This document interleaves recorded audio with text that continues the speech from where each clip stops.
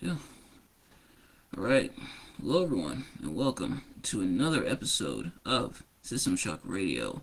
I, as always, am your host, Nigel, and no, your eyes do not deceive you. We are live once again, and for the first time in a long time, we're doing a live video. So, I kind of briefly talked about this last night on Tales from the Labyrinth. If you haven't checked that out, go check that out. It's on my YouTube channel and on my Instagram over at the Nigelverse. So, I talked about this yesterday, how we're gonna alternate. So, System Shock Radio and Tales from the Labyrinth are on a bi-weekly schedule, so that means every other week.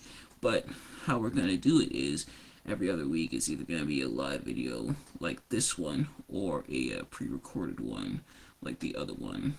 Now, if you want to see videos more often and of either type. For example, if you want to see me continue to do live videos, or you want to see pre-recorded videos, whichever one you prefer. I'm happy to do either for you guys. Depends on what you guys want to see. But in the meantime, the other announcement is, of course, I have a few pages. So, of course, I mentioned the Nigelverse on Instagram. We also have a Facebook page, the Nigelverse. So, if you haven't already, go like the page and everything. And then my YouTube channel has been renamed to the Nigelverse. So we do a whole bunch of stuff, like, of course, System Shock Radio and Tales from the Labyrinth.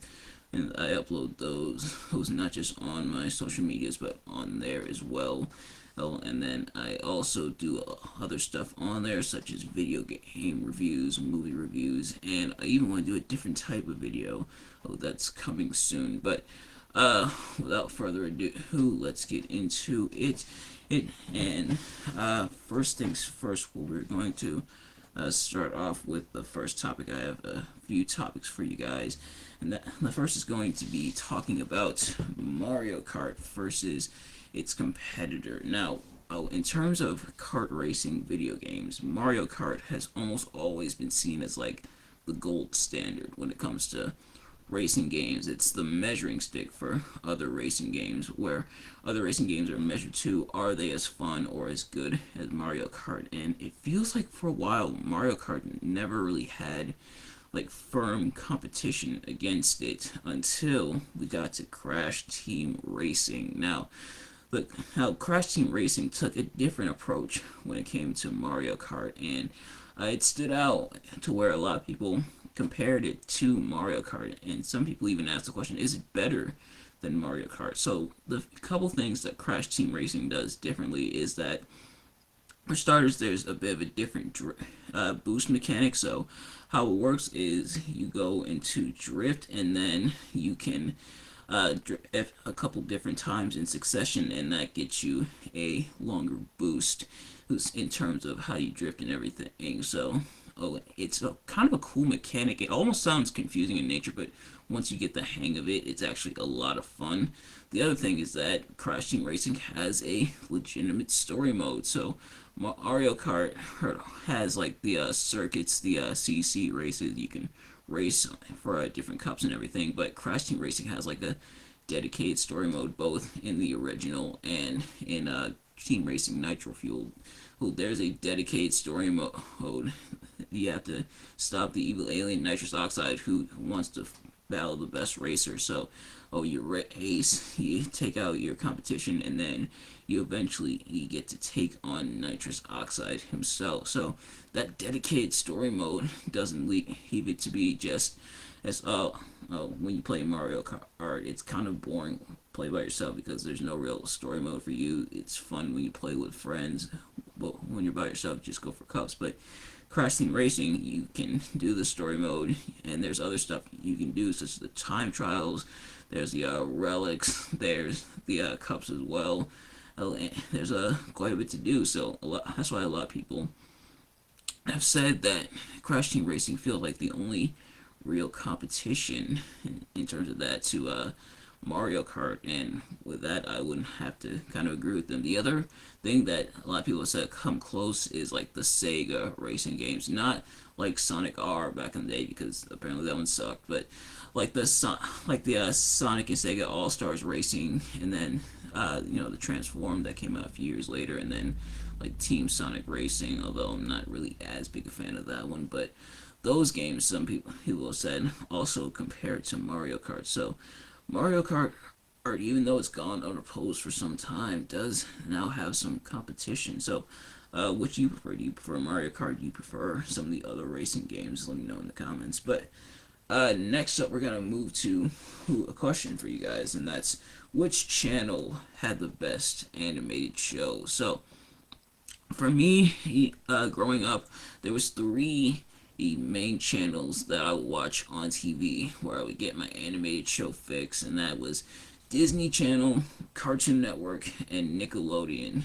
And what I noted is that at Disney, for a lot of people, seemed to be undisputed because Disney been doing animation for a long time, and they're revered for their animated shows and everything, and them being a lot of fun, and they were for the most part. But Nickelodeon and Cartoon Network came on the scene. They really challenging the competition. There that goes again. But Cartoon Network, of course, had a lot of shows. Same with Nickelodeon, but the thing I noted with Cartoon Network is that a lot of their shows, while they were episodic, same with Nickelodeon, where it's more like the characters in the show go and do something, and then they go through a plot, and then the plot gets resolved at the end of the episode.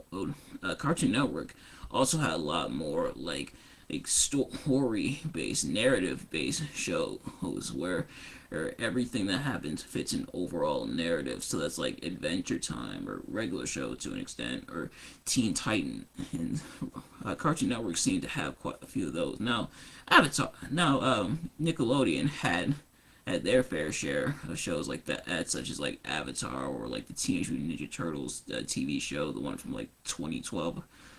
But and those were kind of episodic as well, but they did fit an overall narrative. But in terms of like narrative and an overall story being told, Cartoon Network had shows like Adventure Time, regular show, like I said, Steven Universe, which I was never really able to get into that much, just because I didn't really watch it like that. But yeah, but I do like how all three he sort of had their own animated catalog that you could choose from. So if you wanted a different thing, you could go to a different thing, and those really shaped my childhood, and one of the reasons why I love animation so much. But next up is going to be that this year marks the 20th anniversary of Kingdom Hearts. So the first Kingdom Hearts game released in 2002, and the narrative, not the narrative, the celebration continues for this year. Kingdom Hearts, one of the most celebrated video game franchises out there, and it's crazy to think it's 20 years old, and I've been alive for the entirety of it. I was 1 year old when Kingdom Hearts released, and actually the 20th anniversary was a few weeks ago. But the fact that I was alive before, and that I've gushed about Kingdom Hearts on here before. My first game I actually started out with for Kingdom Hearts was actually recoded for the Nintendo DS, but the other games are a lot of fun. Kingdom Hearts, of course, pretty fun in terms of gameplay, in terms of story and all that, and how it incorporates the Disney characters, Final Fantasy characters, and it has a story to tell. The story is a little convoluted sometimes, but it's still a lot of fun in my opinion, and definitely happy for 20 years. This year is going to be the 20th anniversary of a few games, and another one of my favorite video game franchises, but we'll talk more about that when its 20th anniversary comes up. But a lot of stuff has been announced and in place to celebrate Kingdom Hearts 20th anniversary. For starters, the Kingdom Hearts games have been ported to the Nintendo Switch Cloud system, which I admit I'm not a huge fan of, mainly because it kind of defeats the purpose of why I wanted Kingdom Hearts on the Switch in the first place, and why a lot of people did. And now, if you don't know what cloud-based gaming is, it's pretty much that you use the internet to play a game. So, it pretty much goes based off a tower, and and of course the network over at Nintendo allows you to play games. That's kind of a rough, pretty much description of it, and it might not even be entirely correct. If I'm not, I apologize. But yeah, so you can use the servers to play Kingdom Hearts. But the thing is, the reason I wanted Kingdom Hearts on the Switch is so I could play it on the go. Oh, I take my Nintendo Switch with me a lot when I'm out and about, and the fact that I'm not able to play it on the go, I have to have an internet connection to be able to play it, which means I have to actually be in a building, whether it's my house or somewhere else I am, to actually play it does suck quite a bit.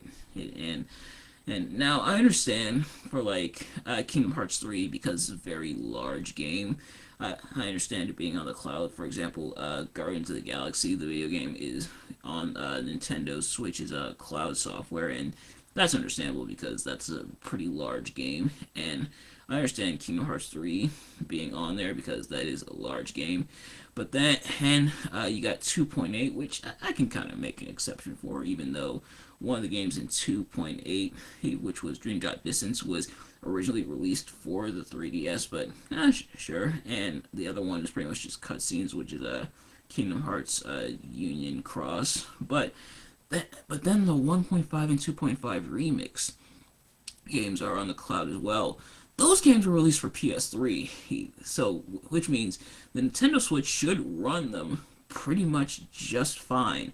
And because the Nintendo Switch is able to run a lot of PS3 games, it's supposed to be as powerful as the PS4 and Xbox One, and it's supposed to be that equivalent. So it's supposed to run games like that, and a lot of games on PS4 and Xbox One are also on the Nintendo Switch, and they run on there. Some of them not very well, but they do run on there. And this one should have been fine, at least 1.5 and 2.5. Now, like I said, 2.8 Final Chapter Prologue, and then 3. Yeah, I understand if they were too big to have just be on like the Nintendo Switch's internal memory. But then you got games like Super Mario Odyssey and The Legend of Zelda Breath of the Wild. Those are some very, very big games, and they run flawlessly on the Nintendo Switch, mainly because that was the console they were intended for. But yeah, those games are massive, and the fact that they're running on Switch, but Kingdom Hearts 2 and 1, games that, while run on PS3, were also originally made for PS2. The fact that those aren't running on Switch without internet, it is kind of ridiculous. I can't even lie, but I just have to vent about that for a second. But we also got a couple of new announcements for Kingdom Hearts games along for the 20th anniversary. So, Kingdom Hearts 4 was announced, and a mobile game called Kingdom Hearts Missing Link was also announced. So, interested, I should say, am I, to see where those games go and everything. But next up, we're going to talk about the changes to PlayStation Plus. Now, recently, some changes were made to PlayStation Plus, and because I am subscribed to the PlayStation email, their like newsletter, I'm gonna see if I can pull up the exact email to see the changes and everything. But I noted that they were pretty interesting, to say the least, and to see the direction they are going, it is pretty cool. So, the email I got here from the PlayStation newsletter about PlayStation Plus pretty much says, I'm gonna read it for you guys. It's official. There are some big changes coming to PlayStation Plus. We'll bring you the full details in the near future, but for now, let's just say that PlayStation Plus will soon evolve into a new and improved service, offering you greater choices with a wider range of benefits. And it says that your membership, which currently I'm on like the standard membership, is getting a revamp, and it's saying it'll automatically migrate me to an equivalent subscription plan in the new PlayStation Plus service. So, I'm just gonna pull up the different tiers that they have. So, there's PlayStation Plus Essential, which is just gonna be how it is now, which is the downloadable games. You can get a couple free games. There's the discounts, there's the cloud, and then there's online multiplayer. So that's the one I have now, and honestly, the multiplayer is the main reason I even have PlayStation Plus. And then there's PlayStation Plus Extra, which is going to be $14.99, and it's going to be everything from the essential, but we'll add a catalog of up to 400 of the most enjoyable PS4 and PS5 games, including blockbuster hits from our PlayStation Studios catalog and third-party partners, and games in the extra tier are downloadable for play. So it's I think it's essentially combining like PlayStation Plus with PlayStation Now, because that was the point of PlayStation Now, was you could play all these games, and uh, you can download them for your PS4. Pretty much, kind of like if you guys remember GameFly from back in the day, it was kind of like that.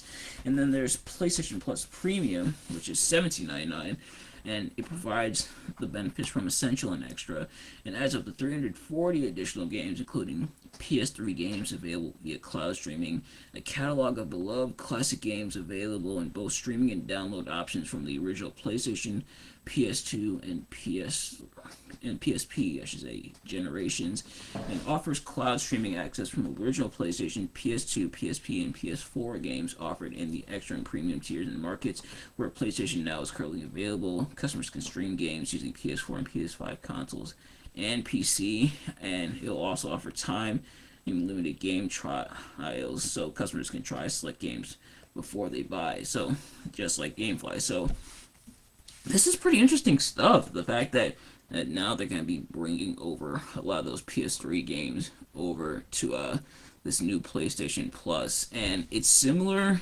to the Xbox Game Pass, and when I read that, that's the first thing I noted, was that it's similar to the Xbox Game Pass, because that's what the Game Pass allows you to do. It allows you to access stuff from the library of Xbox One and the Xbox Series games, but then also Xbox 360 and OG Xbox as well. And it looks like they're going to be doing away with PlayStation Now, because now they're combining it with PlayStation Plus, which I think is pretty interesting to see, and can't wait to see where it goes from there. Will I be upgrading my membership? I might, but for now, that is that. So it'll be interesting to see where it goes. But the final topic I want to talk to you about is a phrase, and the phrase says, "What will be, will be." Now, what does that mean? What will be, will be. At first, it seems like it makes no sense, but what that means is some stuff you gotta leave alone. Some stuff you can't change. You just gotta let it be. You gotta let it happen, like the Beatles say, "Let it be." Yeah, and some stuff you can change in your life, and there's some stuff that you can alter, but there's other stuff that you can't change. And you can change what you do with your life and how your life is, but oftentimes you can't change people's perceptions. A lot of times people's minds are made up how they feel about you, so being trying to change it, I should say, is going to be pretty folly. It's not going to mean much, and you're just going to end up wasting your own time, stuff like that. You just got to let it be. You just got to let it happen. It kind of sucks that it's like that, but you just gotta let it happen. You gotta leave it alone, because otherwise you're gonna be spending your time, wasting all your time worrying about that, instead of being able to work on what you can work on, and trying to change what you can't change will take up all your time. Meanwhile, none of your time will go to working on the stuff you actually can change within your life. So what will be, will be. Sometimes you just gotta let it be, and I know, for some people that sounds kind of like a non-approach, kind of just like, oh, you're giving up, you're being lazy about it. But some stuff, like I said, some stuff you can't change things, but what you could change is your reaction to stuff. You can change what you do in your life and how you feel about your life. But there's some stuff you can't change, and the stuff you can't change, you just gotta leave it alone. But Ladies and gentlemen, that is going to do it for this episode of System Shock Radio. Of course, this is your first time watching System Shock Radio. Well, I hope you enjoyed, and I'll hope to see you guys again. But if you're returning, I also hope you enjoyed, and I hope to see you guys again. And of course, we got reviews coming later on today. Now that I got my brand new camera, which let me know how the output and everything looks. It's supposed to be a 4K HD camera, but let me know how the output is. And from what I saw as I was going live, I was fiddling around. That's why I was late today. I apologize. But what I've seen is that apparently Facebook Live, their output only goes to 720, which is kind of interesting. But hopefully, when I film, I can get in the high quality, the 4K that's been advertised to me. But nevertheless, thank you all so much for watching, and I will see you guys later. Peace.